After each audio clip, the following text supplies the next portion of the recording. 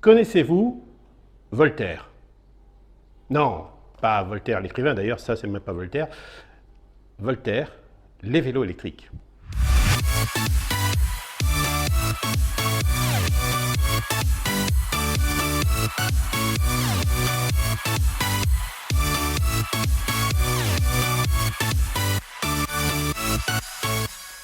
Voltaire est une nouvelle marque de vélos électriques. Ils ont réussi à lever 1 million d'euros pour fabriquer un vélo électrique. Je ne sais pas comment les mecs ils arrivent à faire, parce que franchement, moi j'ai du mal à lever 200 000 euros pour mon propre vélo. Bref, passons. Et ce vélo se targue d'avoir 80 km d'autonomie.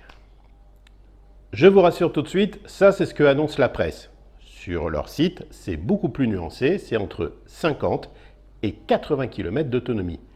Et là, on va dire qu'ils ont raison. J'ai déjà parlé de l'autonomie d'un vélo électrique. Et il faut savoir, quelle que soit la marque, que ça soit Voltaire, Moustache, Neomove, Tartampion et même Metzinger Bike, la règle, elle est la suivante. 1 ampère-heure, c'est égal à 5 km d'autonomie maximum. Comme on dit, pas la peine de tortiller du cul pour chier droit, c'est universel. À moins que l'on développe des nouvelles batteries, tant qu'on utilise des batteries qui sont au lithium, on restera sur cette règle. 1 ampère-heure, c'est égal à 5 km d'autonomie maximum.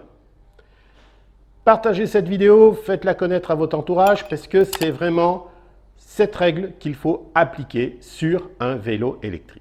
Donc, lorsque vous avez un fabricant, par exemple Voltaire, qui vous annonce avoir une batterie de 360 Wh. Oui, je sais, maintenant on parle de wattheure alors qu'avant on parlait d'ampère-heure. Et moi je préfère 1000 fois parler d'ampère-heure, même si le chiffre est plus petit, parce que c'est quand même plus parlant que les wattheures. Puis en plus, maintenant on confond les wattheures et on confond les watts. Vous avez certains youtubeurs d'ailleurs qui font régulièrement la confusion. Déjà, même moi des fois je fais des lapsus. Alors imaginez quelqu'un qui connaît moins que moi, ça fait quand même plus de 20 ans que je suis là-dedans. Bref, 360 Wh, c'est égal à quoi? C'est égal grosso modo à une batterie qui fait 10 ampères-heure, on va dire 11 ampères-heure. Et là, lorsque sur le site de Voltaire, ils annoncent 50 km d'autonomie, je suis d'accord avec eux. Effectivement, en exploitant le vélo dans ses pleines possibilités, avec une batterie qui tourne aux alentours des 10 ampères-heure, c'est ce que vous allez obtenir, 50 km d'autonomie, avec une bonne assistance. Les 80 km d'autonomie, vous allez les obtenir si vous pédalez beaucoup et si vous mettez l'assistance la plus petite possible. Et éventuellement d'être légèrement en descente avec le vent dans le dos. Et ne pas peser 105 kg. Oui, parce qu'aujourd'hui je pèse 105 kg. Et 105 kg sur un vélo, c'est beaucoup. Et 105 kg sur un vélo, c'est beaucoup. Et les 105 kg, c'est sans parler de la NORAC, sans parler donc du casque, sans parler des chaussures et de tout l'équipement que l'on met généralement sur un vélo. Quand les fabricants déterminent leur autonomie, ils font un calcul théorique. Mais dans la pratique, vous êtes largement en dessous. Si vous achetez un vélo électrique, c'est pour que ce dernier vous aide. Si c'est pour l'utiliser au plus faible de sa puissance, ça ne sert pas à grand chose d'acheter un vélo électrique. Achetez un très bon vélo mécanique, vous verrez que les résultats sont assez étonnants.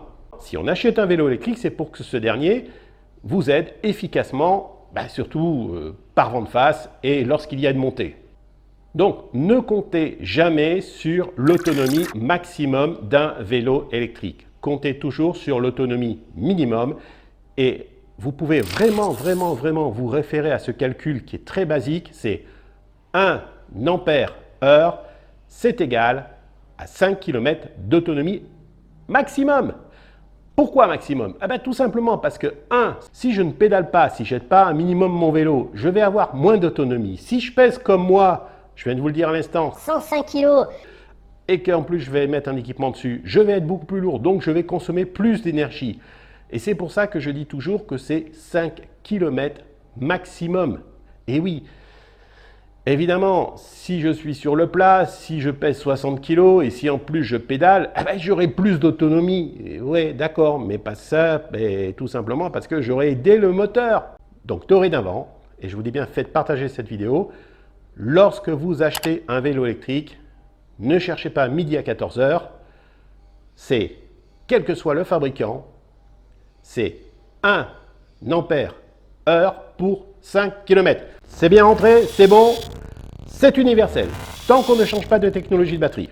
Concernant le vélo Voltaire, ce vélo est issu d'une entreprise qui est française et il est conçu en France et a priori fabriqué pour une bonne partie en France. Il comporte un système de batterie qui est placé sous la selle, ça c'est pas mal, un cadre bas, bon, donc c'est un vélo de ville. Il a une bonne autonomie, avec une batterie quand même de 10-11 ampères, on a quand même une bonne autonomie, il n'y a pas de problème là-dessus. C'est un vélo avec des roues qui sont, je dirais, relativement étroites, c'est un bon vélo de ville, confortable. Donc, espérez avoir une bonne utilisation de ce vélo en termes d'autonomie et en termes de puissance. Il est normalisé à 25 km/h, 250 watts. Il propose un plus, et ça c'est pas mal, un système d'alarme avec une géolocalisation. Le système d'alarme n'empêchera pas le vol de votre vélo.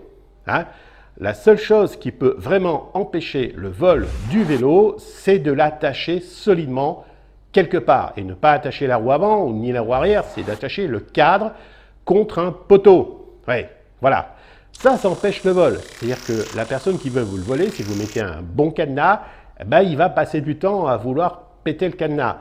Et à partir de là, donc, c'est un peu difficile de faire ça, je dirais, de manière à ce que ça ne soit pas trop. Il faut que ça soit la nuit et encore, il faut que ça disque ne fait pas trop de bruit. Donc, pour éviter de se faire voler son vélo électrique, il faut l'attacher. C'est obligatoire.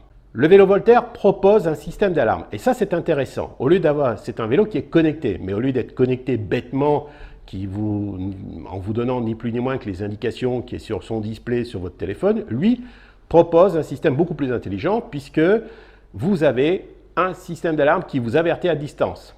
Ça vous avertit à distance. Donc, ce qui vous permet d'intervenir sur votre vélo et de voir ce qui se passe. Est-ce que c'est quelqu'un qui l'a simplement touché ou est-ce que c'est quelqu'un qui est en train de cisailler le cadenas? Ok. 2, il a un GPS incorporé qui vous permet une géolocalisation du vélo. Et ça, c'est quelque chose d'intelligent. Je sais que les services de police rechignent à vous aider à retrouver votre vélo. Même si vous leur dites « mon vélo est à tel endroit », ça va être très dur de de les faire bouger. Parce que il y a des... Bon, en passant là-dessus, je ne suis pas policier. Néanmoins, lorsque vous avez une puce GPS qui est intégrée à votre vélo, d'abord c'est difficile de la supprimer, il faut casser le système, donc il faut que les voleurs soient au courant, puis en plus on y revient, on esquinte le vélo, donc difficilement vendable ou difficilement transportable à un autre endroit. Il vaut mieux dans ce cas-là voler un vélo qui ne soit pas électrique, franchement je vous le dis honnêtement, voilà. Donc on esquinte le vélo, donc c'est pas le bon plan, et en plus on peut se faire repérer, et lorsque vous l'avez repéré, vous pouvez le récupérer. Et soit attendre gentiment que le voleur se soit barré pour récupérer votre propre bien, c'est-à-dire vous revolez votre vélo, ou soit d'intervenir avec des copains qui sont un petit peu musclés pour récupérer votre vélo. Comme je vous disais, parce qu'au niveau de la police, je ne suis pas sûr qu'ils vont intervenir. Néanmoins, c'est la meilleure solution. Avoir un GPS caché dans le vélo vous permet de savoir où il est et éventuellement de le récupérer. Car les vélos électriques, oui, ils se volent. Pour finir avec cette discussion sur l'autonomie, et si on regarde la presse annonce fièrement que ce vélo Voltaire permet d'avoir 80 km d'autonomie. Allez sur le site du fabricant, il est en précommande d'ailleurs, je leur fais de la pub, vous voyez, c'est gratuit, parce que eux, quand même, ils sont plus raisonnables et ils annoncent une autonomie de 50, ce qui est normal, à 80 km. 80 km, ça sera dans la situation idéale, c'est-à-dire que si vous pesez 60 kg, si vous utilisez la puissance minimum du vélo et que vous donnez un bon coup de pédale. On est d'accord. Mais les 50 km, vous les aurez. Et la deuxième chose de ce vélo, c'est qu'il comporte un système d'alarme intelligent que je trouve particulièrement bien pensé puisqu'il va vous avertir sur votre téléphone pour vous dire on est en train de toucher le vélo. le GPS va permettre une géolocalisation ensuite de votre vélo si celui-ci, hélas, disparaît dans la nature. Et ça permet quand même de pouvoir le retrouver. Voilà, pour en finir avec ce vélo, je leur souhaite de bien réussir. C'est un vélo qui n'est pas non plus hors de prix, il propose quelque chose de pas mal. Mais surtout, n'écoutez pas la presse. Hein. Allez directement sur les sites des fabricants, posez-leur la question directement à eux.